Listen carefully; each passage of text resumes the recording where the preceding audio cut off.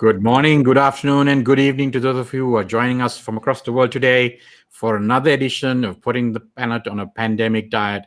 We are delighted and honored to have with us Vince Liu, CEO of Zhen Meat, Jason Rosenbaum, CEO and co-founder of Actual Veggies, and Stephen Michael Cohort, co-founder and CEO of WTH Foods. Welcome to Pandemic Planetary, everybody. Hi. Morning. Morning, afternoon, good evening. I think we're crossing multiple time zones today. So I think we have people joining us from Beijing, China, Manila, Philippines, and New York City, USA. So and in addition to that, I'm joining you from New Delhi, India, and Karthika from Colombo, Sri Lanka. So we got 5 countries on the map today. So great to have this session. Welcome everybody. Maybe Jason, I can start with you if you don't mind. So in a world that's madly rushing to create meat analogs that taste, bleeds, and even smells like meat, Actual Veggies is rushing in a completely different direction. And you're making burgers that are nutrient dense, colorful, packed with vegetables. What motivated you to create your own sort of distinct category of plant-based foods?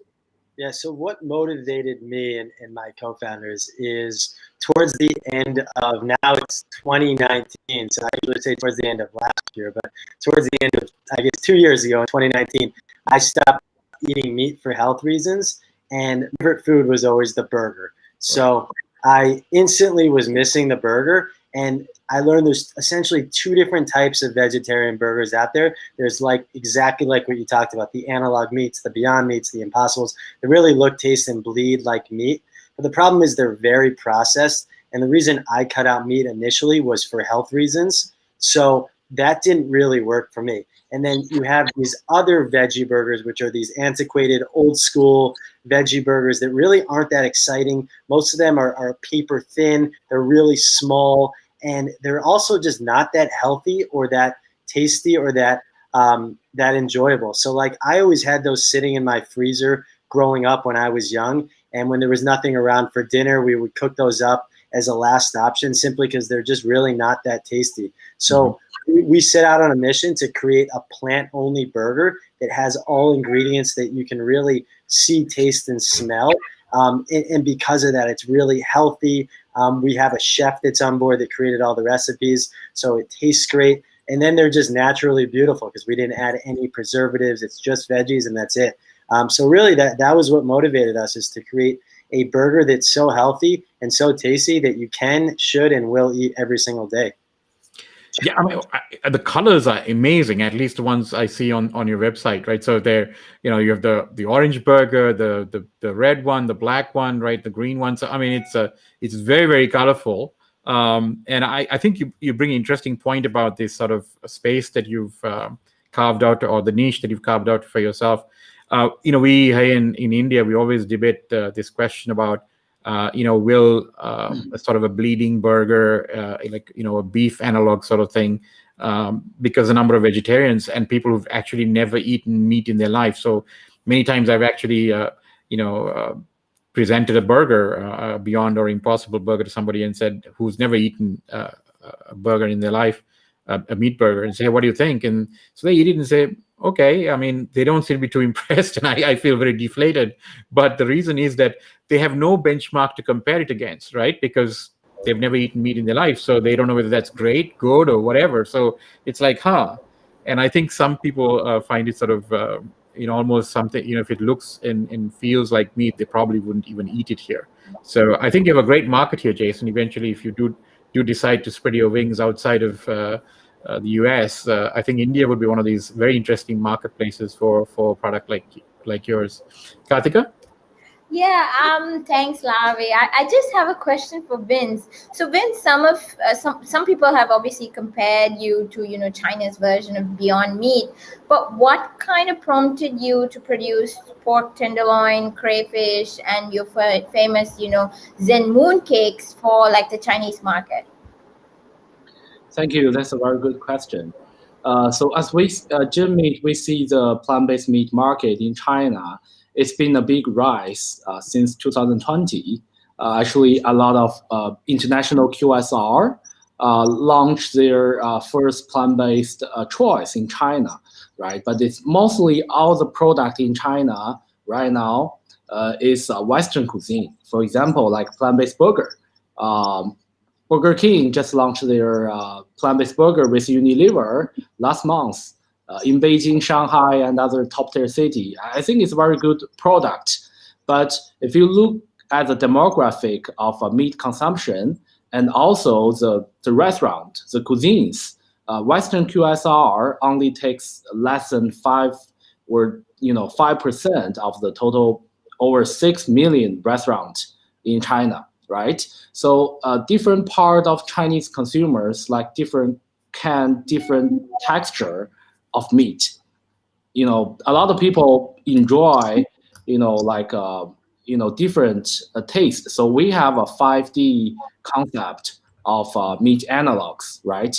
So the reason we create pork tenderloin and crayfish, and you mentioned our mooncake, right? The idea is to create a different texture of the meat analogs, right? Meat mooncake is only a showcase in our portfolio because Chinese people love dim sum, right?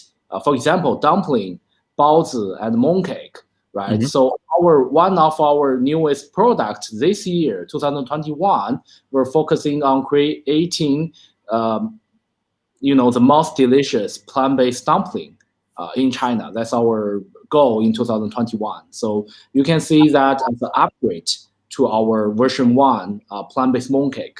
It shares the whole, the system of the plant-based means we created, but with a different product idea we want to present to the Chinese consumer.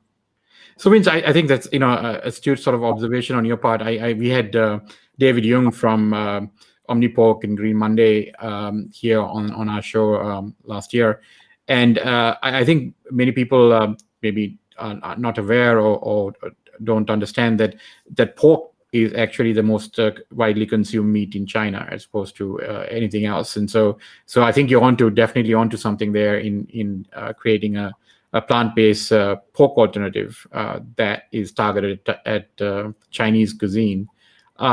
Stephen, you also have sort of a similar an idea here, right? Which is how do you sort of target Filipino cuisine with meat alternatives? And I was really impressed to hear that you have recreated like 60 different Filipino dishes, favorites, using your product. So what sort of motivated you or inspired you to sort of target your efforts on the Filipino market, especially, and on these sort of Filipino comfort foods in particular? Okay, hi. So I'm Steven. I'm the founder and CEO of WTH Foods. We are a plant-based food innovation company based in Manila, Philippines. So we make plant-based Filipino-inspired pantry staples like ground meat, corned beef, hot dogs, and so our thesis is similar to Vince. Is that the brands that are currently in the market are not cutting it in terms of taste, price, and convenience, especially for example, for the Philippines as a Catholic country. We have very little restriction on what animal meat we can consume. So we believe that the way to convince more Filipinos and Southeast Asians to consume more plant-based meat is against Jason's thesis.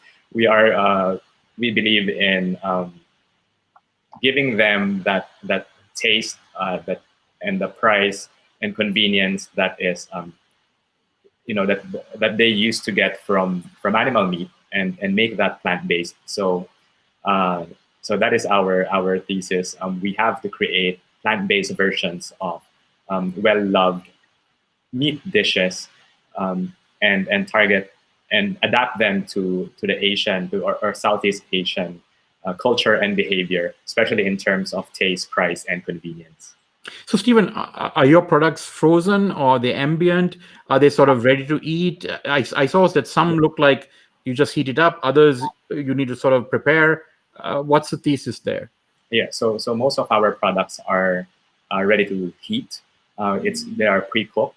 So our target markets are young professionals. We don't have much time to prepare. We live in small flats, and with just a microwave in the kitchen, with just a freezer and a microwave in the kitchen. So our products are currently frozen, but we are trying to get them to be shelf stable. As you know, the Philippines is made up of thousands and thousands of islands, and we have to get, I think for us, in order to get our products mainstream across the Philippines, it has to be shelf stable. We don't have a perfect cold chain, and to distribute to different parts of the world. I think shelf stable products is the way to go. That's just my guess. Well, I mean, that sounds completely logical and reasonable. Karthika? Yeah, I'm interested to find out if we can deep dive a little bit into the ingredients that all of you use. Are they locally sourced? I mean, what is the base ingredient for any of your companies? Or Yeah, so ingredients? what we use at Actual Veggies is everything is whole plants, and we source everything from North America, mostly from the U.S., but we're getting a couple of our crops from Mexico and Canada. But what's great is we're not using any like powders or oils, fillers, or preservatives.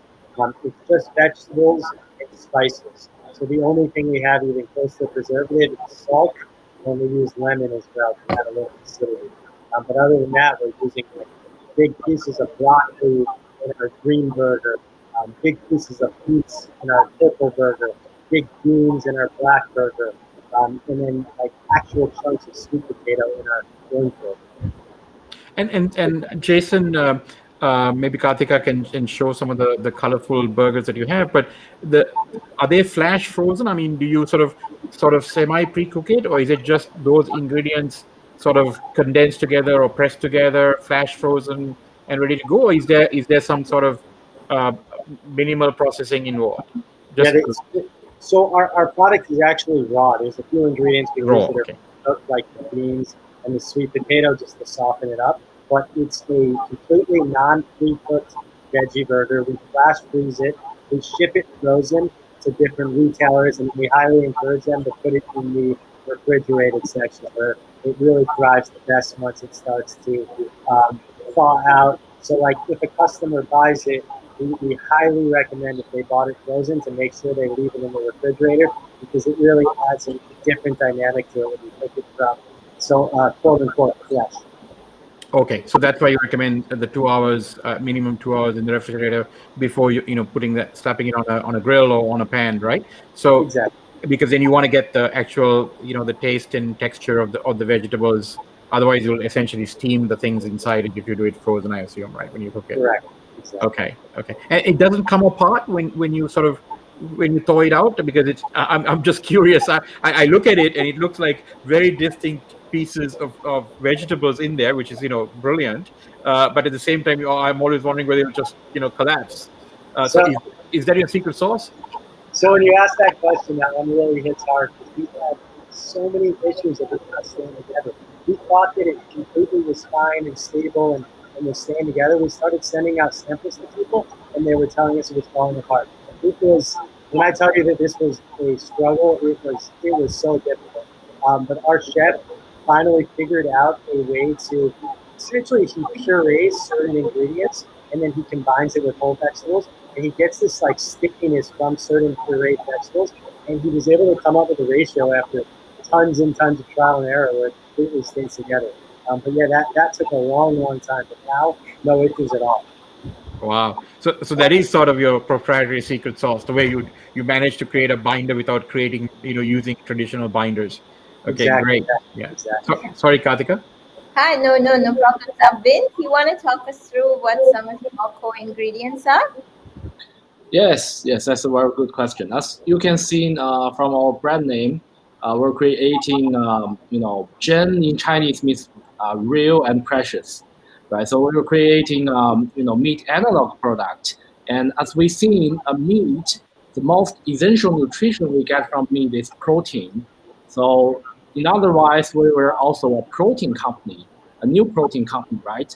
So the main ingredient from our product is GMO soy protein and pea protein that is farmed in China right now. So we want to use more locally, farmed, crops or product we can source from locally, because that give us like a price advantages. And talking about price, Vince, how comparable are you to sort of? I mean, I know China has a long, ancient history of sort of, Yeah. mock meats, as they used to call it then. It's so this stuff that we're talking about is not new from a Yes. Chinese cultural perspective or historical perspective. But so what is the sort of are you using a whole new set of technologies to make this happen? And the price point therefore is comparable to what is out there in the market. I mean, there's beyond and the imported sort of thing. Then there's a traditional mock meat. Are you somewhere in the middle of that?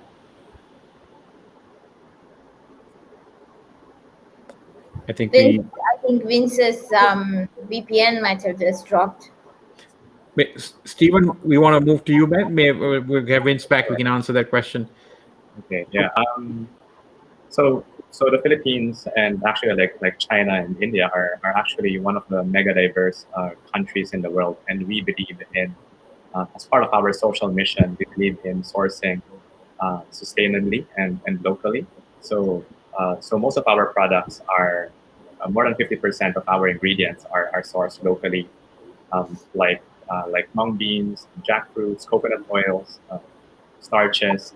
We have them in the Philippines. Although admittedly some of the products we still have to import as the binders or to give it more texture. Yeah.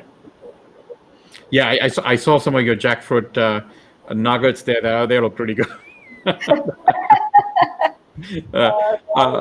The hard part of this job is that we have to visit your websites and see all the fabulous food you guys have and get hungry doing it as part of our research, right? So yeah, I did see the fabulous food that you have. So your ingredients in terms of the jackfruit and the mung beans, that's interesting, right? Because that allows you to sort of do sort of minimal processing, right? So you don't rely too much on extrusion, or do you? No, we don't. So, but we still use some extruded proteins to add texture. Okay. But majority of the ingredients are it's more of a blending and processing techniques that bind them and create that meaty texture. So that's what we rely on most. Kartika, sorry. Yeah, I was interested. Jason, I know because your products, you said early on that you don't use any preservatives, right? So what is kind of the shelf life of your products? And is it just, can we buy it from the supermarket, or is it only available at restaurants right now? Yeah, so the shelf life frozen is a little bit over a year. Refrigerated, which is our bread and butter, our shelf life is about 10 days. But we're working on improving that with some different packaging technologies. But yes, it is available at retail because we ship it frozen to retailers, so we don't lose any shelf life. And then when it arrives, they put it in on the refrigerated shelf, so the 10-day clock starts ticking as they put it out. Oh, that's interesting. So you ship it frozen, and then the retailer actually keeps it in the refrigerated section, the chill section. Correct. Yeah, because I guess you want to make sure that when they take it home, they can cook it immediately, right, and get the benefit of what you've done. I noticed that a lot of your product seems to be sold out on your website. Is that sort of because they're running off the shelf, or is that sort of impacted by the pandemic and production challenges and things like that? So we just did our official launch, which was on QVC. So we actually went on air. Oh, you went on QVC. Wow. Yeah, exactly. We went on QVC about a week ago, and we were on air for about, I think, 7 or 8 minutes, and our product completely sold out. So we were actually selling 12 packs on QVC. So this one was like 6 of the actual orange burgers and 6 of the actual black burgers. We also had a 12 pack of all of the black burgers and a 12 pack of all of the orange burgers, and it sold out immediately. So that's why we're sold out right now. You said everything. 8 minutes. It was sold out in 8 minutes. 8 minutes, yeah. Wow. Yeah. Well, we've had Ryan Bethencourt here from obviously the Shark Tank, and there's always Laurie who talks about going on QVC. So we're talking to somebody who had a very positive experience. Sorry, Karthika. Sorry to interrupt. Go ahead. No, I was just wondering, for non-vegetarians, like people who eat meat, what has sort of the feedback been, Jason, for your burgers? Because they could see all these veggies sticking out and it's so colorful. So there's definitely a bit of a learning curve for them because a lot of them have never had a traditional veggie burger before. But we try to appeal to the meat eater because we made a bigger burger. It's thicker, and the consistency is just so much more filling than a traditional veggie burger. So it's a quarter-pound burger, so it actually fills you up, especially if you put it on like a bun and add some toppings to it. You will be full for one burger. So every meat eater that we talk to, they're like, well, a veggie burger isn't going to make me full, and it also doesn't have a lot of protein in it.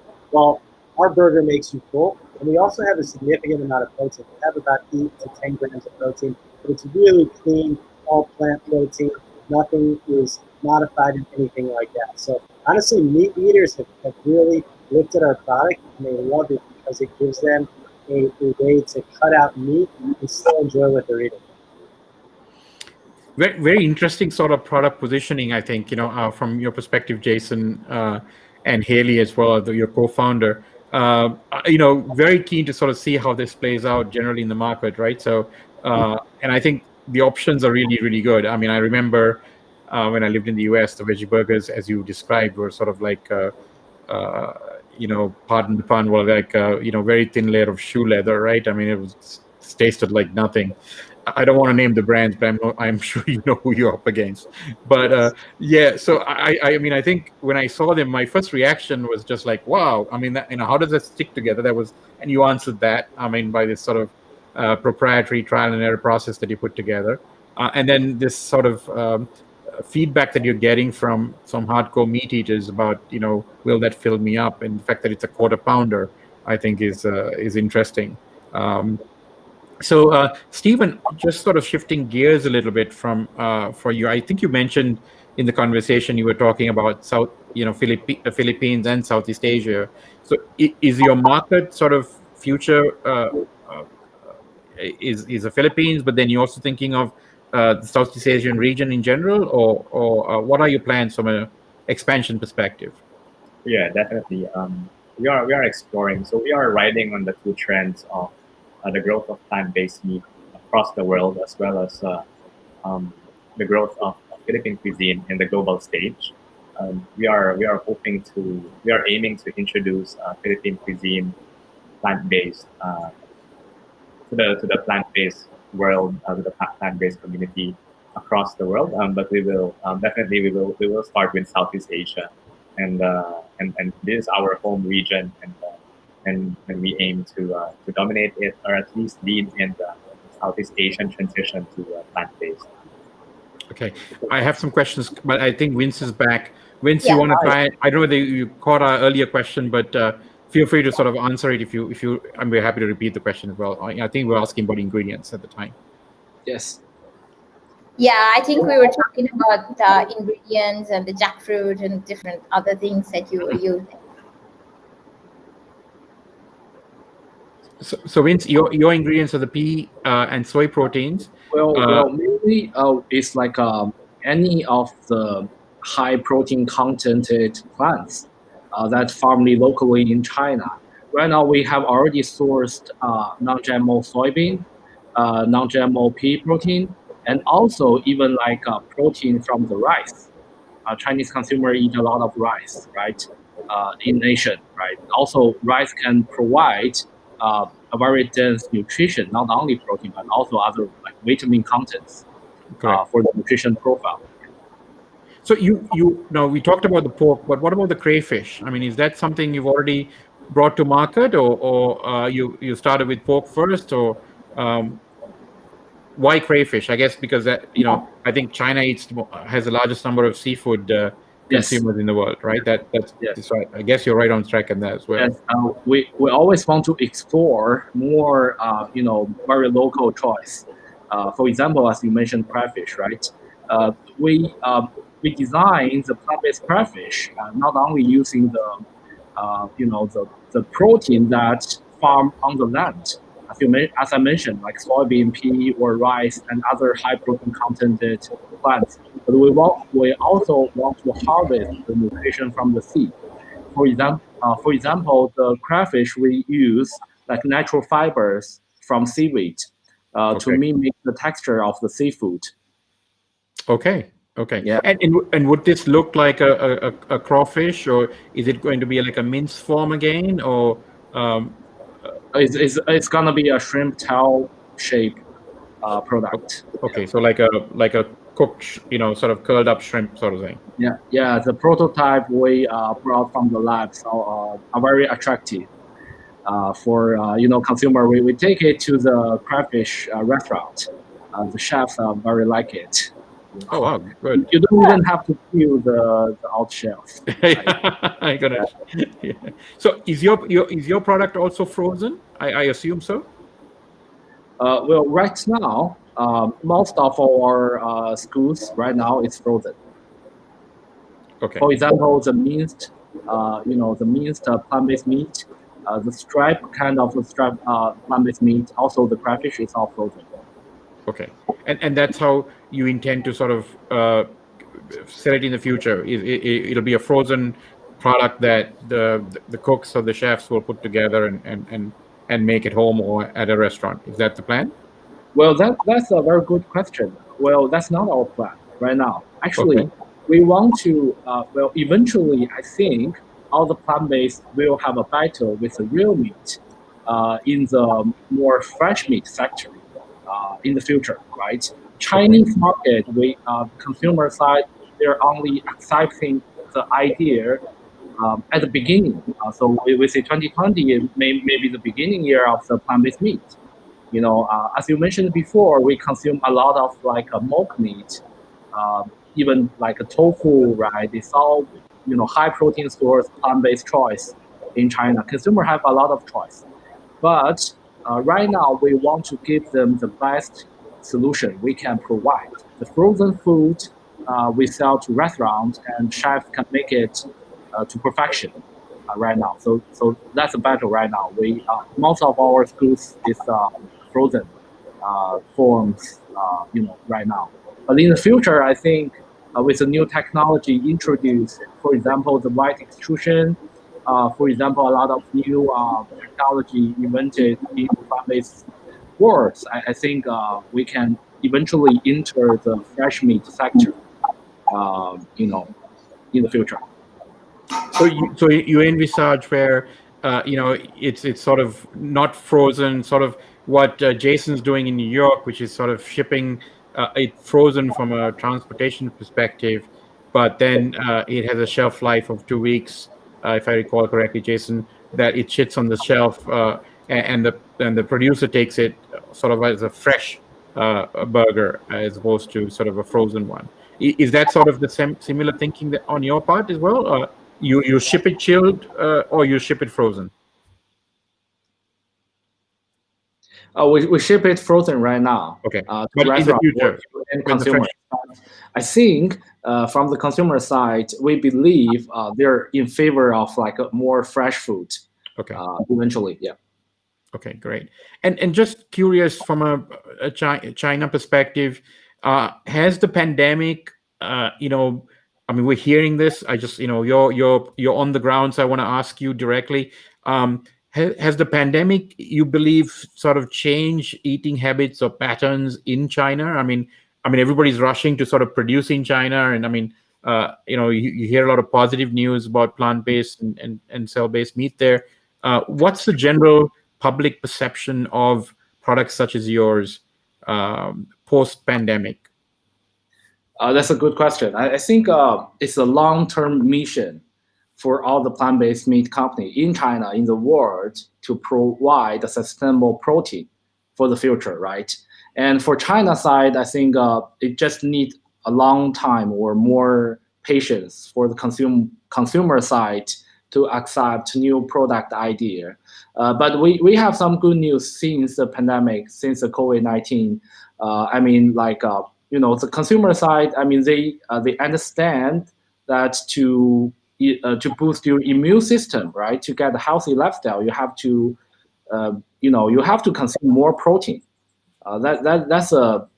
That's a basic science, right? You have to consume more protein to give you a very good immune system.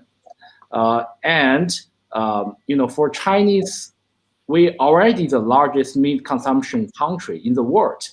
It's twice the volume of U.S. and twice the volume of all the European countries combined together. But if you look at the meat consumed per capita, it's only half of the U.S. consumed. Correct. That's okay. No, right. So I think it's similar situation in India, in Philippines, for all the Asian developing countries. Eventually, we will consume more protein.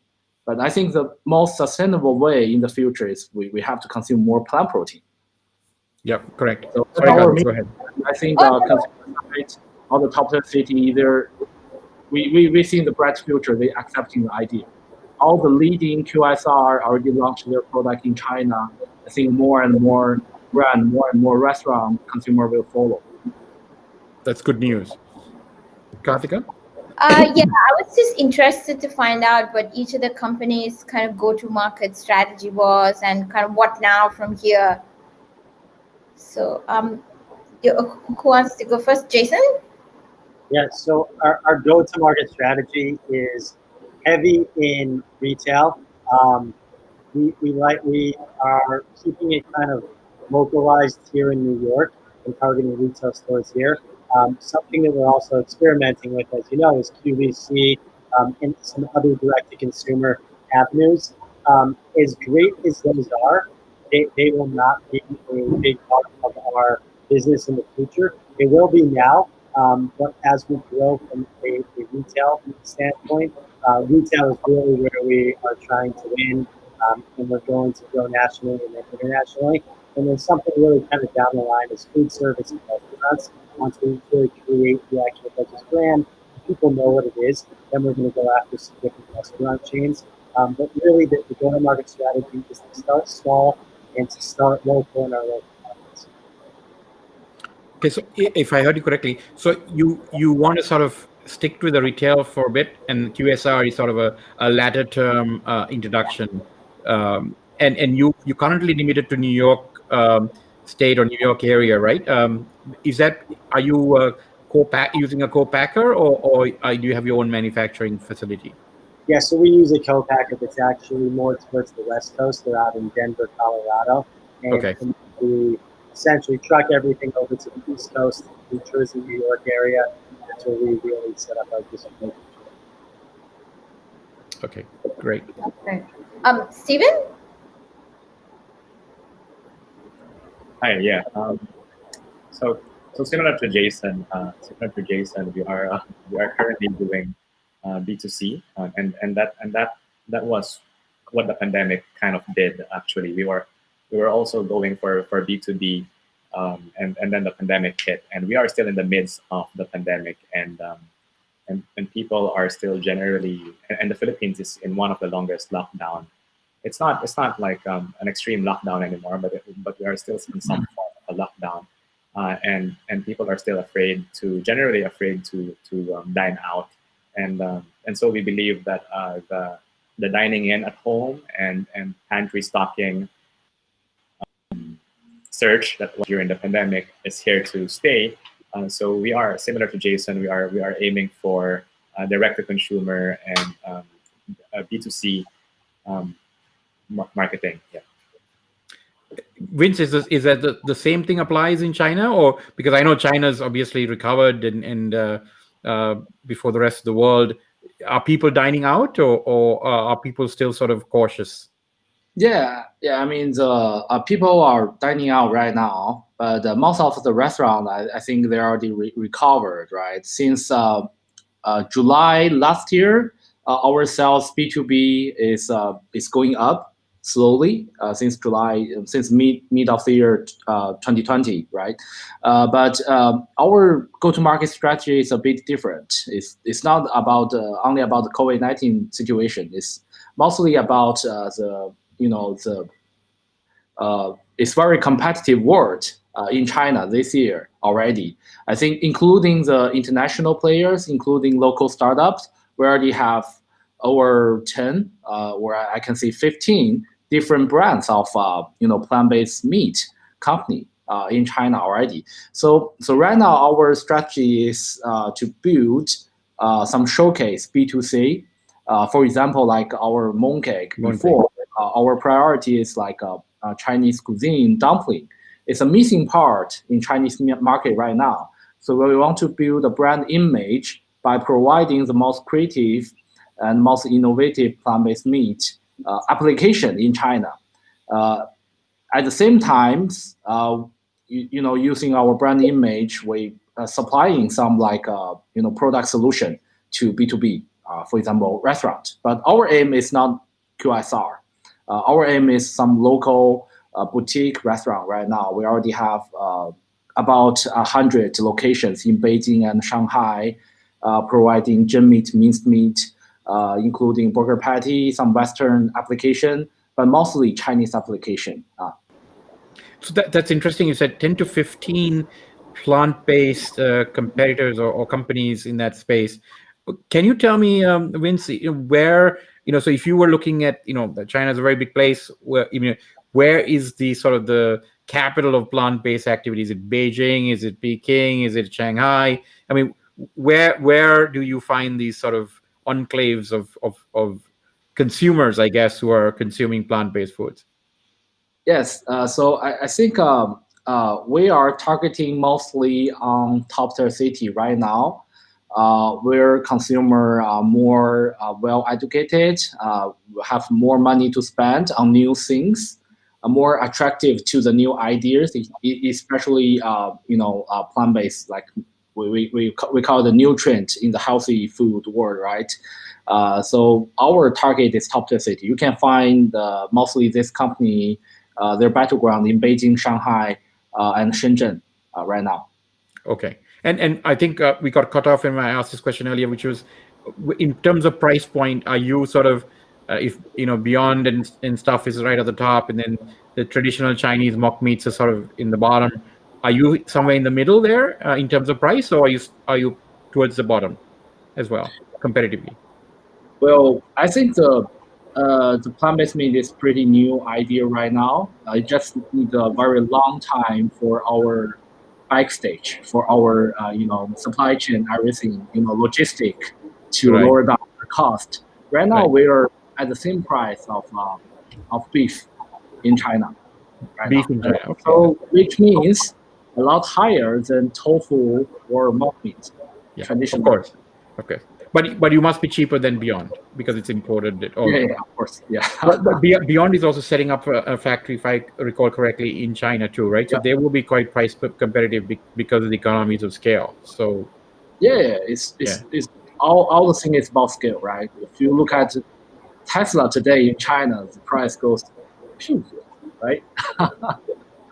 Good. So I think it's a good thing. It's a good thing for all the plant-based company. If we lower down the price, in the future, more and more consumers, not only in the top tier city, but also like more general consumers will accept plant-based meat eventually.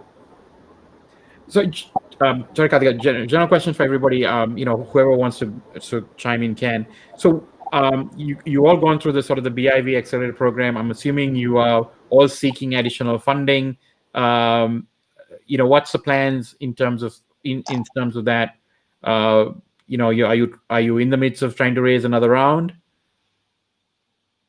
Yeah. So what we did is we obviously raised funding from BIV, and then after that we started bringing in some different angel investors, mostly small check angel investors that added strategic value other than just funding. And we're continuing to go that path where we're bringing in essentially just small checks to pretty much hold us over until we do a big round, which we're going to be raising about $1.5 million We're targeting about May of this year to close that round.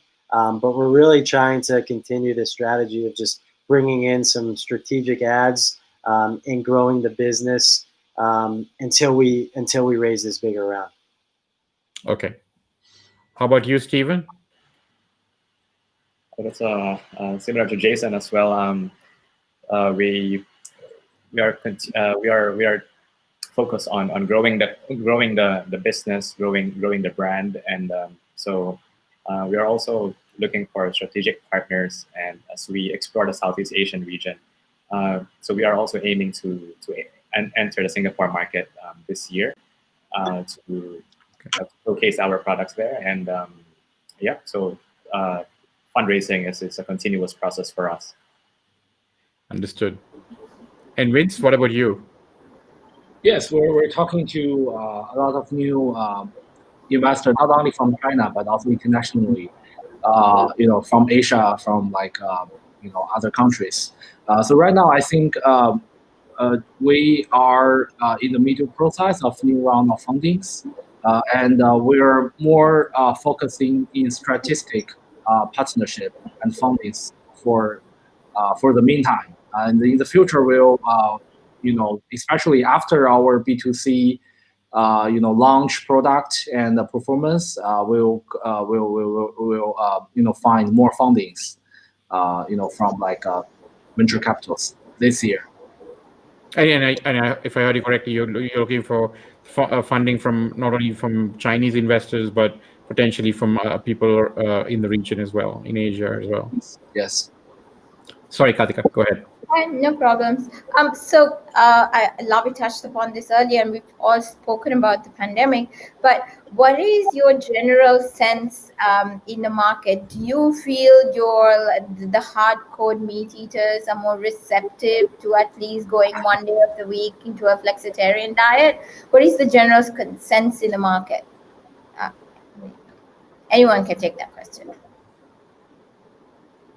Yeah, I think it's continuously growing, this whole flexitarian revolution, and COVID has definitely aided that. There's definitely more people out there now and more consumers that are actively trying to eat less meat, and not even if they're in the flexitarian category, but they're still trying to eat less meat.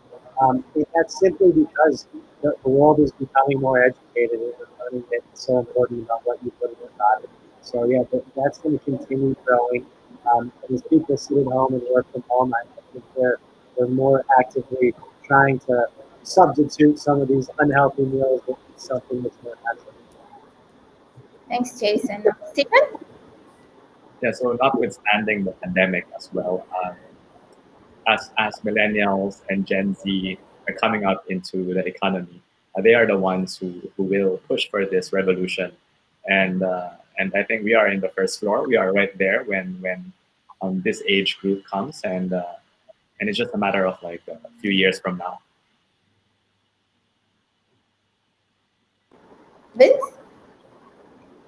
Yeah, well, from my understanding, I think the trend of flexitarian or consume less red meat, consume more veggies, it's just naturally happening. So COVID in the pandemic actually give a boost to that movement. So I'm very optimistic for the future. Good. Especially this trend happening in China. Yeah, I think the whole world's watching China and India in particular, given the sort of the size of the market, right? So if all Indians and Chinese decide to eat more meat, the planet's in a precarious position. So, just given the quantum of people living in both those countries, right? So I think it's sort of, if you want to avoid the sixth mass extinction, which is in progress, you got to focus on those two countries to begin with. So I think it sort of behooves us to sort of wish you a lot of luck, Vince, in that sense, and hopefully convincing more Chinese to sort of give up eating or adopt a plant-based diet. Jason, given the sort of the interesting sort of concept that you have with your food, have you sort of explored the idea of sort of appealing to those people who are on a whole food plant-based diet, because your food is raw to begin with, and it's sort of the convenience of that is encapsulated in a very nice manner in the way you've sort of positioned your product. Is that a target market that you're going after? It's definitely a target market, and it's obviously a huge win for that target. They're looking for a burger like this, and we're able to provide that to them. But obviously, the bigger opportunity is convincing meat eaters to eat vegetables and to eat our product and to consume less meat. But yes, the whole plant category, the vegans, the vegetarians, it's obviously a home run for all of them. But the bigger opportunity to make a difference in this world is to convince the meat eaters to give a veggie burger a try. Okay, so here's a free marketing slogan for you. Get your 5 a day in a burger. That's it. We're done. Right? I mean, for all those people trying to convince people to have 5 vegetables a day, no problem. Have a burger. It's all in there. So that could be a great slogan for you. But I mean, I'm very intrigued by your product and its sort of utility, right? As in the 5 years, nearly 5 years that I've been a vegan, you sort of tend to appreciate vegetables more and more because that's all you're eating, right? So while the analogs are great, I mean, they sort of hark back to when you used to eat meat. I would be open to sort of trying a veggie burger like that, no question, right? And I think that's the secret, right? When you sort of eventually put the bun and the fixings and the fries and everything else, I mean, you can pretty much make anything into a burger and it'll taste good. Absolutely. Yeah, so that's really smart marketing, I guess, to do that. So Stephen, in terms of sort of your, if you were to give advice to somebody who's either in the Philippines or in Southeast Asia in general, about sort of, who's probably listening to what you're saying today and saying, hey, maybe I should get in on that trend, or that, I want to become an entrepreneur in the food space. What advice would you give such a person, knowing sort of the journey that you've sort of gone through thus far? Oh God. Is it like stay held away, or or there is light at the end of the tunnel? Yeah, well, I guess we are called entrepreneurs for a reason. We take this massive risks, and especially in Southeast Asia, where except for Singapore, I guess, which is the most progressive and innovative country in Southeast Asia, we are very fragmented. The food tech, food science space is still very fragmented in Southeast Asia, and not much of investor interest while we build out this space. So I don't know, but we are very passionate. I mean, I was just thinking about this talk, and I derived more satisfaction in the impact I make in other people's lives than as an entrepreneur than being your own boss or being for monetary reasons. And for me, it's what I derive satisfaction in, and so we will push for this. We believe that plant-based is key to preserving our beautiful biodiversity in our country and in this region, and we will continue to push for it. So it depends. If you have that guts and that passion and drive to become an activist, sort of, as an entrepreneur, and it doesn't matter whether someone believes in you or not. Karthika? Yeah, so it was interesting on listening to all of these points, and I was just wondering what role did BIV play in sort of your growth, and how comfortable were you working with them, and sort of how did they contribute towards your growth? Yeah, I don't think we would be, actually, I know we wouldn't be where we are without BIV. So when we initially started this company, myself and my two co-founders, Haley and Alex, we all put in our own money, and that was the plan. We were going to continue bootstrapping with our own funds, and we ended up getting introduced to BIV, and that changed everything. That was honestly what made Actual Veggies real. And it wasn't the money. It was the other support, the mentorship that they provided us. So myself, Haley, and our other co-founder, Alex, we were never in the food space before. I was an entrepreneur in totally different categories. Haley worked for Alibaba, and Alex worked for BP Oil. All different roles, but none of us had worked in the food space. So honestly, without BIV, it wouldn't be possible. Like what we learned at BIV, it was almost like going to graduate school. It was laser focused on this space, on the plant-based space. What we learned is just, it's insane. And we, you know, early days, late nights, especially because we were participating with the Singapore cohort a lot. So tonight it's 10:20 in New York now. This is nothing compared to what we used to do during the BIV accelerator days. But highly recommend it to anyone looking to get in this space. If you haven't done anything in food before, and this is your passion and your interest, go for it and talk to BIV. And Stephen, what was your experience like? Yeah, so Jason is part of the New York cohort, and we are part of the Singapore cohort. And yeah, it's been amazing. Big Idea Ventures have, you're right. Like it's just beyond the monetary, the investment. They've been great strategic partners in terms of product development and marketing and all the peripherals, I guess. And we were introduced to a lot of great people. And I mean, my LinkedIn profile exploded because of Big Idea Ventures.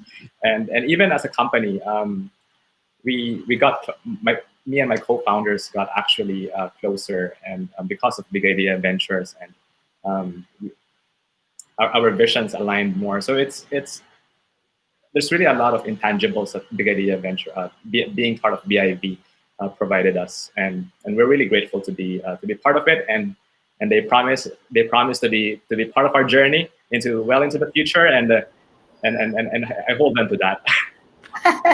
Yeah. So what advice would you have to entrepreneurs who've gotten started with the BIV cohort? Like what advice, or what can they look forward to? Jason? Yeah, I would say honestly, take everything serious, but at the same time have fun.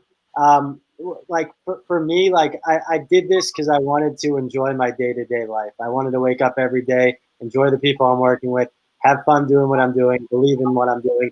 And BIV definitely helps support my whole thesis of being able to just enjoy life and really be able to put a product out in the world. It is making a huge difference. It's really helping people, our animals, and our planet.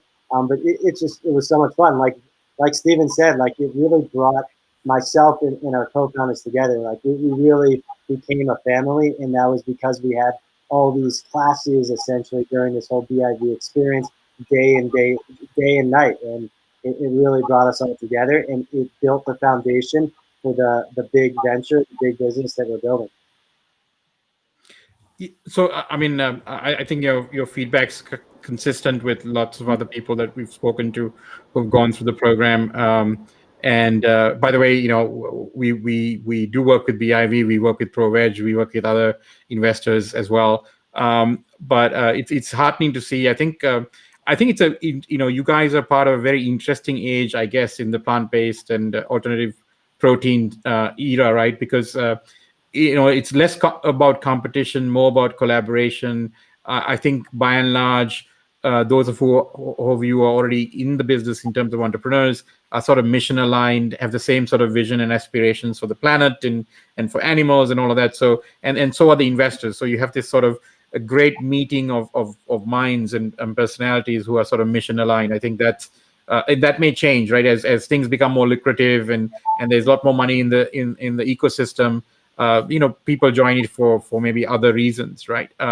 So I think it's a great time to sort of be in the space, because those of you who have sort of taken the plunge and those on the other side who are supporting you are sort of mission aligned in a similar manner. I think that always makes for like a very good creative process, and also I think in the support that you need to grow, because you guys are up against what would we say, multi-billion-dollar businesses that have deep pockets and have no hesitation in using all kinds of nasty tactics and government help to put you down. So it's good to make sure that you have people who have your back, and I think that's that may be probably the biggest advantage of a accelerator program like BIV.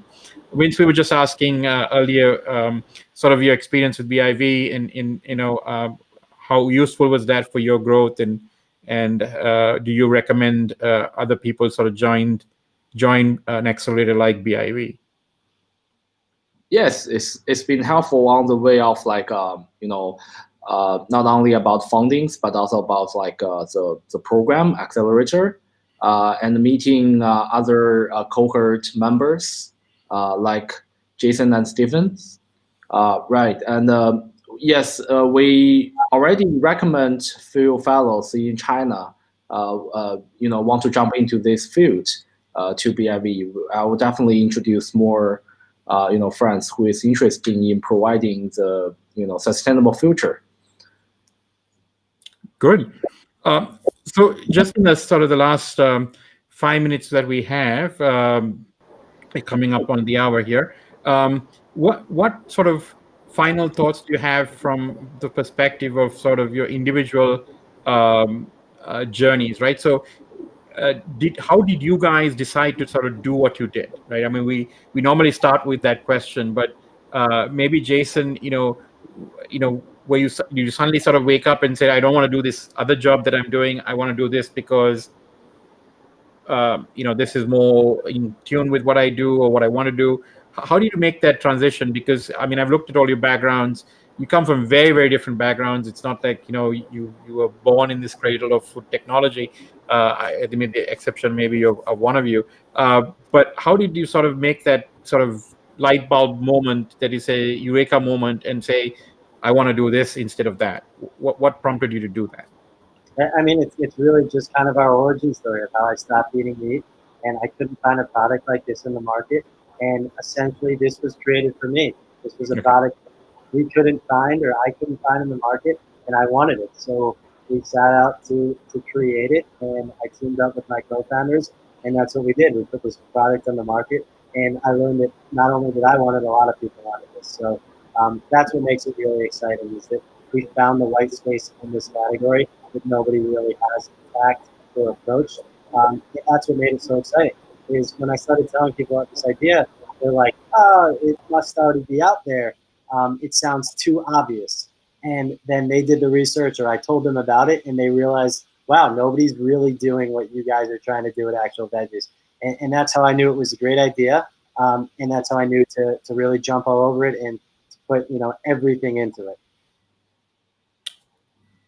Anybody else? Yeah, anyone else? Well, I come from a dual science and business background, and I've always thought about combining the two together. So it's not, and I come from the Philippines, and it's not a hotspot of innovation. I mean, when I was doing my master's in Cambridge, the only 2 times that the Philippines was mentioned is we are one of the countries that propagate GM crops and are high incidence of dengue, and that didn't.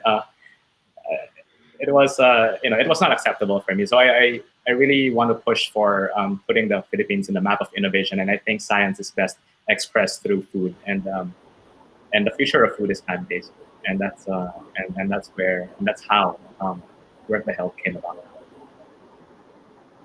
And did What the Hell have anything to do with the documentary, by the way? The choice of your company name?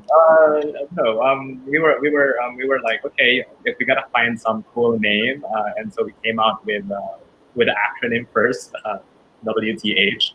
We wanted the expression of consumers like, whoa, what the hell? Like, what am I eating? And they will be impressed. And we had to find words to fit WTH. So like, Worth the Health. Okay. Okay. All right. Makes sense. Vince? Yes. So what are your kind of parting thoughts about innovation and why you kind of took the plunge to being an entrepreneur? Oh, yeah, this is a very good question. So actually, I came from engineering background, but I grew my passion, after being an entrepreneur in the food science and innovations, because I want to. I think my passion is to create very creative product for consumer that is healthy, and as well as nutritious. In China right now, I think young generation of consumers, they want to consume higher quality food, not only with a good taste, but also with a nutrition profile. So the idea in Zhenmeat, we combine the innovations in food science. For example, the extrusion technology we use, the dry extrusion, white extrusion, is the science behind this. The consumer doesn't need to know about it. They only have to know it's a tasty product. It's a juicy, meat analog that they never tasted before. So we work with a lot of university in China. For example, the Chinese Science, Agriculture Science Institute in Beijing. We work with a professor with white extrusion technology. They already work in the field for over 10 years, but no other company have find their values, in the business world. So that's our work. We bring the technology to the actual product, and that's also my passion. Fantastic. Great. Well, fabulous, everybody, to hear your stories of your individual sort of journeys from a personal perspective as well as a professional one. The reason that we do what we do, Karthik and I, is that, and this year especially, the second year of the pandemic, I guess is the best way to describe it, is that we wanted to show the world that adopting a plant-based diet or a planet healthy diet is the way to go, because that has the largest single greatest impact on zoonotic diseases, which is obviously causing us all this distress, and also on the climate emergency, right? So both these things are very interconnected with what you put through your mouth, and everybody has sort of control over what we eat, or at least we profess to.